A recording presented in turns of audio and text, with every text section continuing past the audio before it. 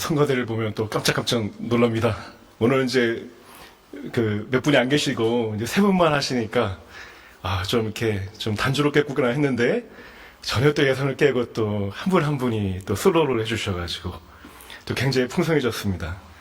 그렇다고 여러분들이 꼭 와서 솔로를 해야 되는 건 아닙니다. 그러니까 오셔도 됩니다. 성가대 가면 나도 솔로 해야 되는 거 아니냐? 두려워하지 마시고 언제든지 지원해서 같이 찬양하시기 바랍니다. 혹시 여러분들 이 점심시간에 이 캠퍼스 또는 이게 식당 같은데 돌아다녀 보시면은 굉장히 많은 숫자들이 오갑니다. 근데 고개들을 다 숙이고 있죠. 손바닥만한 이 화면들을 다 보고 있습니다. 옆 사람과 이렇게 눈을 마주치면서 이야기하는 경우가 생각보다 드뭅니다. 또 자기의 이 팔로워는 수천 명의 사람들도 있죠. 인스타 같은데. 근데 그 새벽 2시까지 열심히 팔로워를 찾아다니지만 마음을 터놓고 얘기하는 만한 사람들은 옆에 없는 경우가 많습니다. 제가 그림을 하나 보여드리죠. 이 그림을 아시는 분은 굉장히 그림을 잘 하시는 분들이에요. 이 에드와드 뭉크의 칼 요한 스트리트의 사람들이라는 그림인데, 이 저녁 때의 칼 요한 거리라는 게 좀 원제네요. 번화한 거리를 사람들이 걷고 있습니다. 근데 얼굴이 다 이 해골처럼 상기되어 있습니다. 어쩌면 우리 캠퍼스의 자화상 모습이죠. 현대인이 이렇다는 것입니다. 근데 이 현대가 130년 전의 모습입니다. 그때나 지금이나. 이 모든 이가 다 연결되어 있는 것 같지만 아무도 진정으로 연결되어 있지 않다는 모습이지요. 뭉크는 이 그림을 그리고 그 다음에 이 글을 그립니다. 절규란 그림을 그렸죠. 그리고 이 그림만 있는 것이 아닙니다. 그 다음에는 또 절망이란 그림도 그리게 됩니다. 하나는 두 귀를 막고서 비명을 지르고 있습니다. 난간에 기대어서 말없이 또 고개를 떨군 모습이 또 그 다음 장면에 있습니다. 어떤 밖으로 터져나오는 비명, 또 안으로 가라앉는 이 침묵. 낮에는 SNS에서 끝없이 소리치고 이렇게 시끄럽다가 밤이 되면은 홀로 남은 방에서 고개를 떨굴 수밖에 없는, 외로울 수밖에 없는 우리의 모습입니다. 그 다리 위에 두 사람 사이를 오가면서 우리는 살아가고 있는 것이죠. 이 모습을 철학자 이 마틴 하이데거가 이 100년 전에 이미 바라다 보았습니다. 그가 1927년에 이 자이눈트 자이트, 이 존재와 시간이라는 책을 씁니다. 이 현대인을 이 책에서 다스만이라고 부릅니다. 보통 데어만 하면 남자죠. 근데 다스만, 이 만이라는 것이 그냥 사람들이 그렇다던데 할 때의 익명의 사람들을 뜻합니다. 그 단톡방에서 다들 그렇다던데 할 때 하는 그 말이 다들, 그게 만이죠. 그걸 명사화한 것이 다스만입니다. 아무도 아니면서 동시에 모두인 사람들입니다. 일상과 타성에 떠밀려 사는 우리들을 뜻합니다. 하이데거는 이 다스만이 빠지는 세 가지 함정을 꿰뚫어 봅니다. 첫째가 잡담, 둘째가 호기심, 그리고 모호성을 가지고 있다고 얘기합니다. 100년 전에 진단했던 이것이 제가 지난 2시간에 말씀드렸던 이 제1피라미드에서 나왔던 현대인의 세 가지 병이 있었죠. 이 정보를 우리가 과식하고 있다는 것, 그리고 정보를 급하게 먹고 있다는 것, 그리고 정보를 편식하고 있다는 말과 지금 통합니다. 그거를 좀 말씀드릴게요. 잡담이라고 했습니다. 이 정보에 과식하고 겹치는 거죠. 우리가 의미 없이 허비되는 말들이 너무나 많다는 것입니다. 이 단톡방의 알림, 댓글, 익명의 커뮤니티, 우리가 24시간 이 잡담에 빠져 삽니다. 의미 있는 대화가 없습니다. 그런 감정적인 잡담에 중독되어 있기도 합니다. 그것이 정보의 과식이란 것이죠. 그리고 호기심이 있다고 했습니다.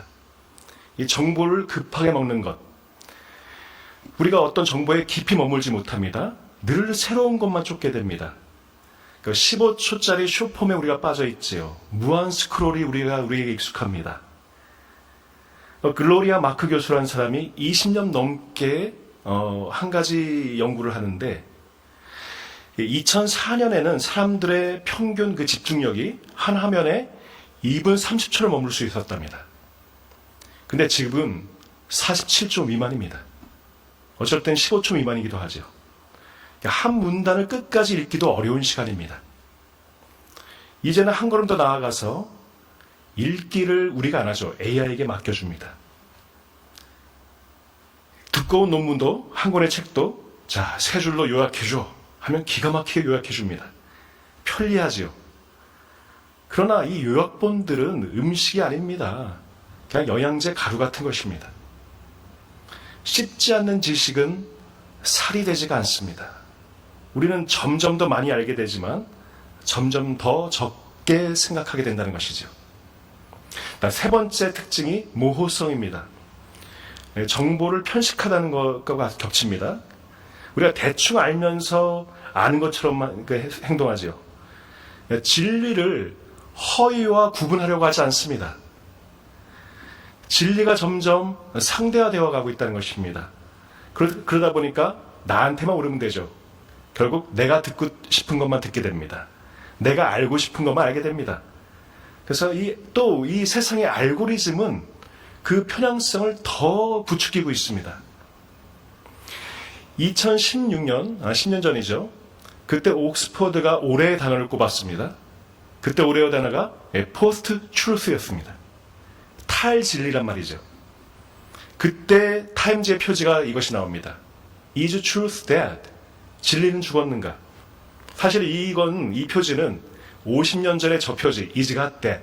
이걸 오마주한 표지입니다. 그 당시에는 신중매에 대한 논란이 있었죠. 근데 그 표지를 다시 한번 끌어와서 Is truth dead? 라는 말을 썼습니다. 하나님이 먼저 죽고 그 다음에 진리가 죽는 것이죠. 성경에 나오는 말이기도 합니다. 우리 사사기 21장 25절에 말 나오죠. 그때 이스라엘에 왕이 없었으므로 사람이 각기 자기의 소견대로 옳은 대로 행하였더라. 왕이 없으니, 기준이 없으니 각기 자기 소견이 진리가 되었습니다. 이 3000년 전 이 사사시대의 마지막 문장이 오늘 이 포스트 트루스, 이 탈진리 시대의 첫 문장이 된 것입니다.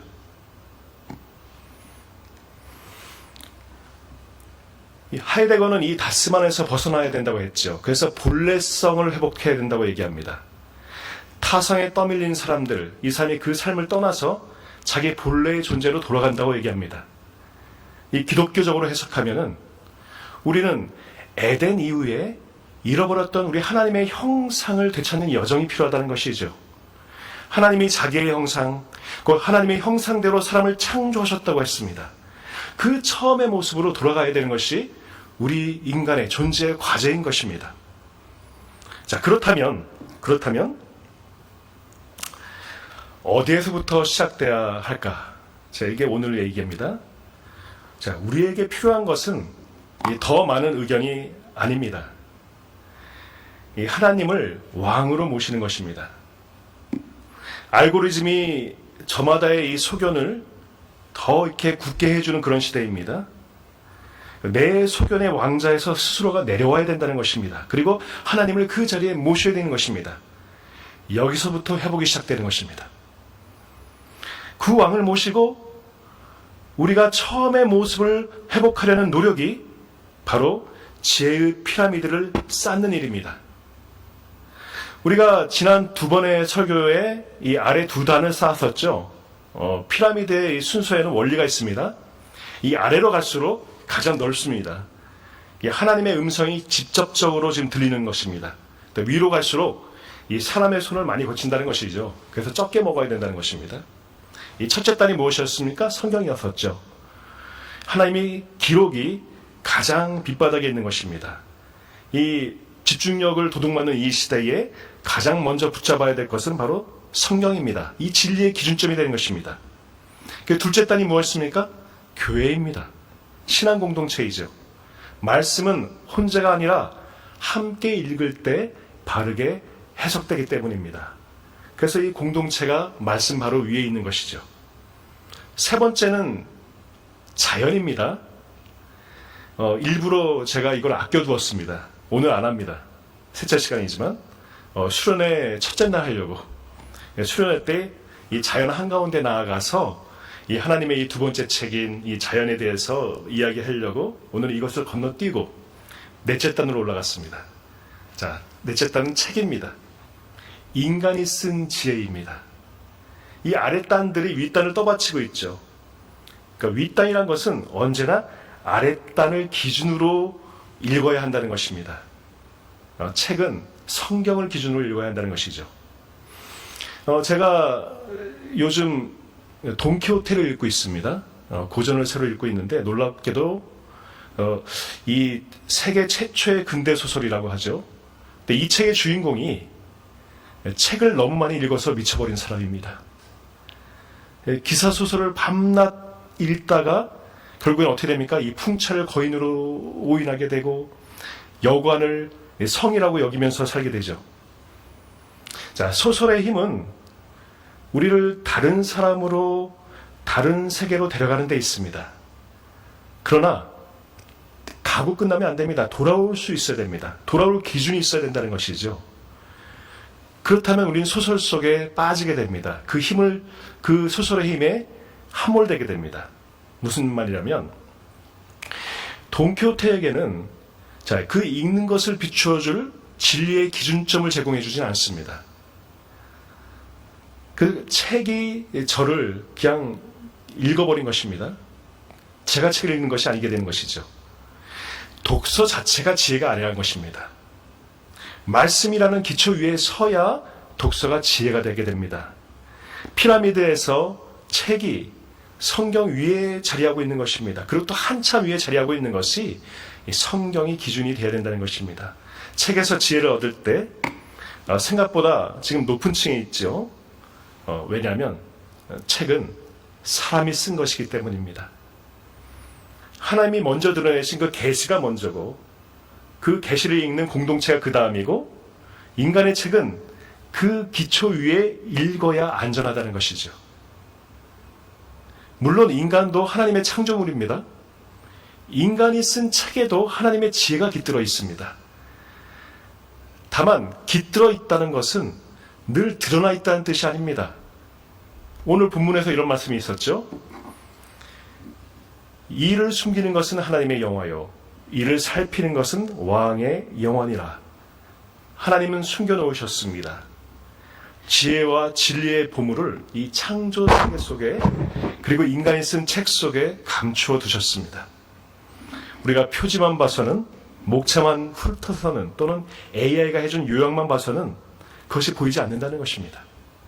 끝까지 읽고 씨름한 그 사람만이 이 보물을 캐낼 수 있다는 것입니다. 그래서 본문이 말합니다. 그것을 살피는 것이 왕의 영화다. 그 주님은 그 수고를 우리에게 맡겨놓으셨다는 것입니다. 자, 그렇다면 이런 질문이 남죠. 성경도 책이지 않습니까? 그렇다면 굳이 우리가 다른 책을 읽어야 될까? 한 가지 제가 비유를 하자면 성경은 이런 얼굴입니다. 자, 성경은 환하고 매끄러운 얼굴이 아닙니다. 반반한 얼굴이 아닙니다. 주름 깊은 할아버지의 얼굴과 같습니다. 패인 주름 그 하나하나에 굴곡진 인생의 이야기가 담겨 있습니다.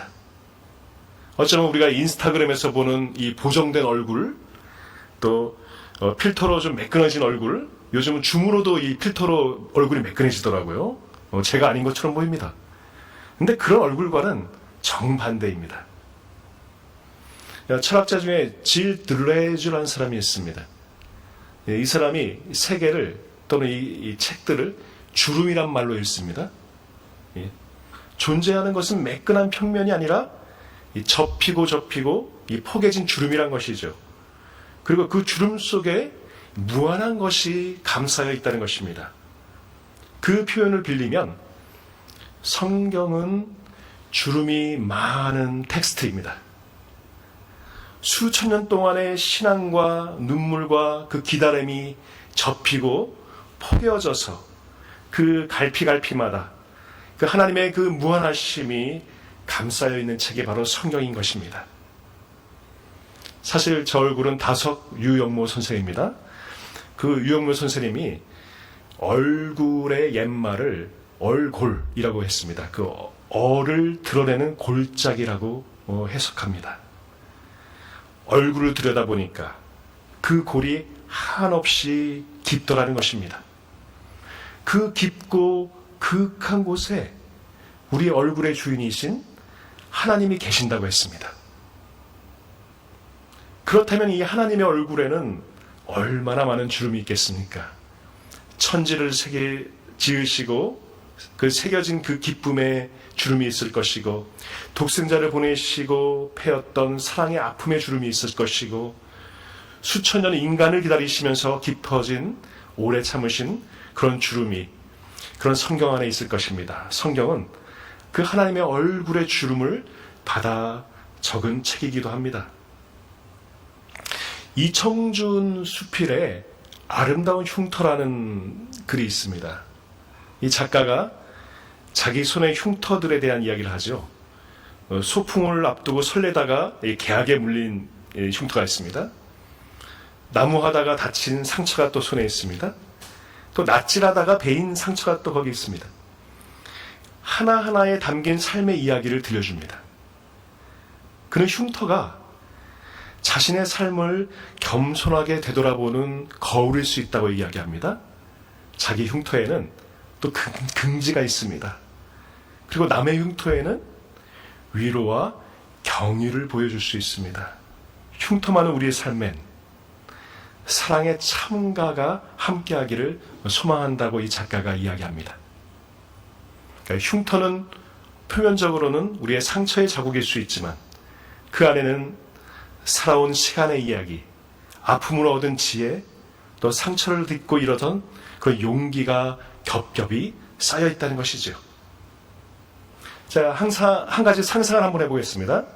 눈을 감고 한번 상상해 보세요. 눈을 뜨고 상상하셔도 됩니다. 자, 어린 매화나무가 지금 있습니다. 젊은 매화나무가 지금 꽃이 만발해요. 지금 꽃이 보이십니까? 아주 매화나무 꽃이 만발하고 있습니다. 아름답습니다. 자, 그런데 그 옆에는 400년 묵은 고목이 있습니다. 매화 고목입니다. 이 한두 송이가 막 피어 날락말락하고 있습니다. 자, 사람들이 뭘 더 좋아할까요? 뭘 더 보고 싶어 할까요? 마음속에 답을 가지고 계시죠? 그걸 한 시인이 이렇게 썼습니다. 자, 이건 한번 같이 읽어볼까요? 자, 시작. 구경꾼들 고목에 더 몰려섰다. 둥치도 가지도 꺾이고 구부러지고 휘어졌다. 갈라지고 뒤틀리고 터지고 또 튀어나왔다. 꽃구경이 아니라 상처 구경이다. 진동하겠지. 상처의 향기. 상처야말로 더 꽂힌 것을. 혹시 질환지교를 꿈꾸며를 쓴 유한진 시인 아십니까? 그 유한진 시인이 쓴 상처가 더 꽃이다의 일부를 가져왔습니다. 상처와 주름 많은 고목이지만 세월이 품고 보듬은 그 모습은 우리는 아름답다고 이야기합니다. 성경이 그렇다는 것입니다. 성경은 젊은 매화나무처럼 화려한 텍스트가 아닙니다. 수많은 삶의 경험과 그 관계의 그 결들이 오랜 시간 겹겹이 쌓여있는 주름이 많은 텍스트인 것이지요. 그런데 이 주름이 많은 것은 그냥 읽을 수 없습니다. 그것을 읽을 수 있는 눈은 저절로 생기지 않습니다. 인생의 굴곡을 그린 소설이 바로 욥이죠. 그런 사람들이 그 굴곡을 보고 경험하고 그런 소설들을 읽어본 사람만이 이 욥의 탄식을 이해할 수가 있습니다. 시를 읽어보고 감사한 사람들만이 이 시편 행간에 고였던 그 눈물을 바라볼 수가 있습니다. 광야 같은 인생을 그런 경험한 사람들 또는 그런 기록했던 그 글들을 읽었던 사람들만이 그 출애굽의 이 40년 광야길을 이해할 수가 있고 상상할 수가 있는 것입니다. 이 문학적 상상력과 인문학적 소양은 이 주름진 텍스트를 읽어내는 하나의 돋보기가 될 수 있습니다. 그래서 우리는 성경을 더 깊이 읽기 위해서 책을 읽어야 되는 것입니다. 독서는 이 성경을 더 깊이 이해하게 해줄 뿐만 아니라 이 독서 그 자체가 우리의 병을 치유시켜주기도 합니다. 현대인의 병이 무엇입니까? 브레인 로트라고 했었죠. 뇌가 썩는 병이 있다고 했었습니다. 그 병을 이 독서 자체가 치유해준다는 것입니다. 첫 번째로 이 소통을 회복하게 해줍니다. 이 구절 함께 읽겠습니다. 시작. 내 사랑하는 형제들아, 너희가 알거니와 사람마다 듣기는 속히 하고 말하기는 더디하며 성내기도 더디하라. 우리가 15초 영상에 익숙한 사람들 진정한 공감이 어렵습니다. 경청을 할 줄 알아야 됩니다. 오래 들을 수 있어야 됩니다. 책을 읽는다는 것은 깊은 경청의 세계로 들어가는 일입니다. 저자와 대화하는 것이죠. 저자의 이야기를 내가 듣는 것입니다. 저자와 며칠 동안을 같이 대화하며 참된 소통으로 들어가는 것입니다. 우리가 만약 한강에 소년이 온다를 읽었습니다. 그렇다면 어떻습니까? 우리는 1980년 그 광주의 비극과 그 상처를 딛고 살아가는 사람들, 그 사람들의 그 마음 속으로 들어갈 수가 있습니다. 그래서 윌리엄 서머셋 몸의 이 달과 육펜슬을 읽어보신 분들, 어쩌면 예술의 그 세계 속에 어떤 그 자유 속에 모든 것을 걸었던 그 한 사람, 한 인간의 그 열망과 이 고독을 이해하게 되는 것이죠. 화가 이 고갱의 삶이기도 합니다.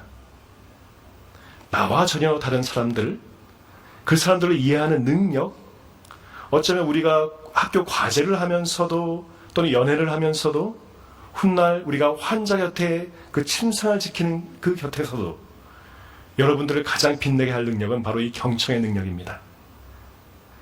이 독서는 하나님께서 이 다른 사람들에게 주신 그 지혜를 우리가 겸손하게 받아들일 수 있는 그런 훈련이 되는 것입니다. 자, 두 번째로는 우리의 깊이가 회복이 됩니다. 우리 로마서 11장 함께 읽겠습니다. 시작. 깊도다 하나님의 지혜와 지식의 풍성함이여 그의 판단은 헤아리지 못할 것이며 그의 길은 찾지 못할 것이로다. 우리가 깊은 사고가 없이는 하나님의 깊은 그 말씀을 헤아릴 수가 없습니다. 한 주제에 머물면서 오래 묵상하는 그 능력이 있어야 하나님의 말씀도 이해할 수 있는 것이죠. 이것을 누가 주느냐? 독서가 우리에게 주는 선물이기도 합니다. 그러니까 뇌과학자인 메리앤 울프가 다시 책으로라는 그 책에서 이런 경고를 하지요. 깊이 있는 능력을 잃으면 비판적으로 사고하는 힘이 약해져서 가짜뉴스와 이 조작된 정보의 무방비로 노출된다는 것입니다. 한번 생각해 보십시오. 자, AI가 그럴듯한 거짓을 매끄럽게 지어내고 있습니다. 우리 할루시네이션이라 하죠. 스스로 깊이 생각하지 못한 사람들은 그 거짓을 분별할 능력이 없다는 것입니다. 깊은 책들을 사고하면서 읽어야 된다는 것이죠. 칼 세이건의 코스모스라는 책, 또는 유발 하라리의 사피엔스라는 책, 이런 책들, 우주와 인류의 역사를 종합하는 그런 깊은 독서를 통해서 우리는 진리를 분별할 수 있는 힘을 회복할 수 있다는 것입니다. 세 번째로 주는 또 유익이 있습니다. 우리의 시공간을, 우리의 지경을 확장시켜줍니다. 그 C.S. 루이스의 그 나니아 연대기라는 책이 있죠. 영화로도 나왔죠. 이 어린 루시가 낡은 옷장문을 열고 다른 세계로 들어가게 됩니다. 여기서 문이란 것은 단순히 통로가 아니었죠. 시간과 공간을 넘어서 새로운 진리를 경험하게 되는 관문이 되는 것입니다. 그러니까 C.S. 루이스가 자신의 독서의 경험을 이렇게 고백했기 때문입니다. 위대한 책을 읽을 때에 나는 1000명의 사람이 된다고 얘기했습니다. 1000개의 눈으로 세상을 보게 된다고 얘기합니다. 그러면서도 여전히 나는 나 자신으로 남게 된다고 말합니다. 책이 그러한 유익을 준다는 것입니다. 김유정 작가의 봄봄을 읽으면 어떻습니까? 1930년대의 이 강원도의 모습을 보게 되지요. 그의 농촌 속으로 우리가 들어가게 됩니다. 여행을 떠나게 됩니다. 로버트 해리스의 이 콘클라베라는 소설이 있습니다. 영어로 하면 콘클레이브인데, 바티칸 밀실을 우리는 경험할 수 없습니다. 이 바티칸 밀실의 그 권력의 다툼 속으로 우리를 초대해 줍니다. 김여령이라는 사람이 완득이라는 소설을 썼습니다. 어쩌면 제가 살았던 이 성남 이 도시 빈민가 이 다문화 가정의 현실 속으로, 우리는 경험할 수 없는 그 현실 속으로 우리를 데려가 줍니다. 좁은 자취방, 도서관, 강의실을 오가는 그 반복 속에서 이 책 한 권이 여러분을 한 번도 가본 적 없는 그 시대와 그 장소로 데려가 줄 수 있다는 것입니다. 실제로 이 관타나모 수용소라고 악명 높은 수용소가 있는데, 수감자들에게 읽고 싶은 책이 무엇이냐 물어봤더니 가장 1번이 돈키호테였답니다. 이유가 무엇인가? 몸은 철장 안에 갇혀 있어도 이 책 한 권이면 이 라만차의 평원을 달릴 수가 있기 때문입니다. 감방도 가두지 못하는 그 자유가 독서가 주는 자유가 있기 때문입니다. 그렇게 우리는 더 넓은 마음, 더 깊은 통찰을 얻을 수 있고, 자연과 사랑과 또 하나님의 말씀을 더 깊이 이해할 수 있게 됩니다. 자, 그런데 잊지 말아야 될 것이 있죠. 이 주름진 텍스트를 읽는 법, 가장 먼저, 가장 완전하게 가르친 분이 우리에게 계시다는 것입니다. 어쩌면 부활하신 주님께서 엠마오로 내려가는 그 두 제자와 동행하시면서 말씀하셨던 것이 있었죠. 절망에 잠겨있던, 고개를 떨구었던 이 그들에게 주님이 뭐라고 하십니까? 기적을 보여준 것이 아닙니다. 성경을 말씀하십니다. 뭐라고 말씀하십니까? 이에 모세와 모든 선지자의 글로 시작하여 모든 성경에 쓴 바 자기에 관한 것을 설명하셨다고 하셨습니다. 주님은 그들이 평생 읽어왔던 바로 그 두루마리 그 성경책 그 주름 속에서 감추어 있던 보물들, 곧 자기 자신 예수 그리스도를 캐내어서 보여주십니다. 그때 제자들이 이런 고백을 하게 되는 것이죠. 바로 저 말씀입니다. 길에서 우리에게 말씀하시고 우리에게 성경을 풀어주실 때에 우리 속에서 마음이 뜨겁지 아니하더냐. 읽기가 회복되는 순간 식었던 마음이 다시 뜨거워졌습니다. 요한은 예수님을 이렇게 부릅니다. 태초에 말씀이 계셨다고 말합니다. 우리가 성경을 읽고 자연을 읽고 책을 읽는 모든 여정의 끝에는 결국 한 분이 계시다는 것입니다. 말씀이 육신이 되신 그리스도가 거기 계시다는 것입니다. 독서가 자기 개발로 끝나면 교양입니다. 입문입니다. 하지만 말씀이신 그분께로 이어지면 예배가 될 수 있다는 것입니다. 우리가 책을 읽는 것은 궁극적으로 말씀이신 예수 그리스도를 더 깊이 이해하기 위해서이라는 것입니다. 오늘 본문으로 다시 돌아가겠습니다. 이를 숨기는 것은 하나님의 영화요, 이를 살피는 것은 왕의 영화니라.